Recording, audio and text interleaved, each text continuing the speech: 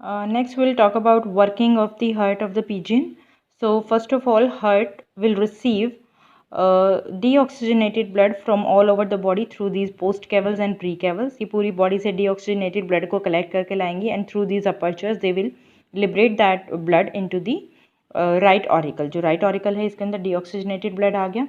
At the same time, these pulmonary veins they will collect blood from the lungs and will pour that blood into the auricle, इस वाले auricle में. So that will be oxygenated blood. So here is oxygenated, here is deoxygenated blood. ठीक है, तो दोनों में आ गया. Now these will contract simultaneously. जैसे ही फिल हो जाएंगे कॉन्ट्रैक्ट करेंगे, जो यूस्टेकियन वॉल्व है ये क्लोज हो जाएगा and because of the pressure the blood will flow from right auricle to the right ventricle और लेफ्ट ऑरिकल से लेफ्ट वेंट्रिकल के अंदर जो है वो ब्लड फ्लो करेगा. तो अब इसके अंदर जो आएगा that will B deoxygenated blood, क्योंकि ऊपर डीऑक्सीजनेटेड था.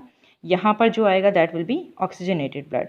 Now when these ventricles will be full with blood they will start contracting. और जैसे ही कॉन्ट्रैक्शन शुरू होगा फ्रॉम द लोअर पोर्शन, यहाँ से कॉन्ट्रैक्शन शुरू होगा तो क्या होगा, दे वॉल्व विल क्लोज. ये जो वॉल्व्स हैं ये क्लोज हो जाएंगे दोनों and the now blood will move into these arches. अब जो राइट ऑरिकल राइट वेंट्रिकल है यहाँ से ब्लड मूव करेगा पल्मोनरी आर्क में, वहाँ से पल्मोनरी आर्टरीज के थ्रू कहाँ जाएगा, क्योंकि डीऑक्सीजनेटेड ब्लड है, that will be supply to the lungs for further purification further aeration. यहाँ जो ऑक्सीजनेटेड ब्लड है that will come go to the aortic arch और आयोटिक आर्च से वो कहाँ जाएगा, to the whole body, because that is oxygenated. तो पूरी बॉडी को जो है ये ब्लड सप्लाई होगा. So that is all about the working of the heart. Now you can see that there is complete separation of deoxygenated and oxygenated blood because of this septum, interventricular septum की वजह से complete separation है. So that will impart a great physiological advancement in birds over the amphibians and reptiles. उनके comparison में इनका heart जो है वो काफ़ी advance है.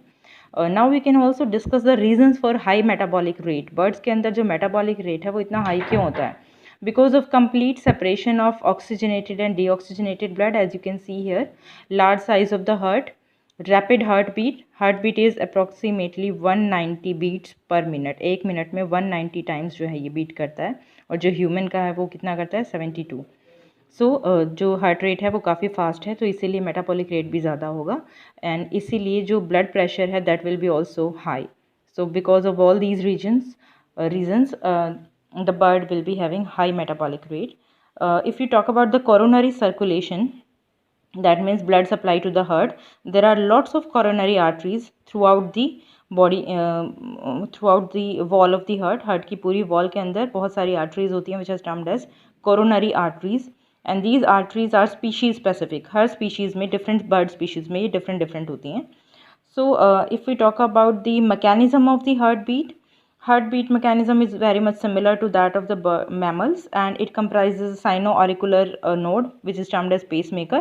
तो यहाँ पर राइट ऑरिकल की वॉल के अंदर यहाँ पर एक साइनो-ऑरिकुलर नोड होती है which is termed as pacemaker.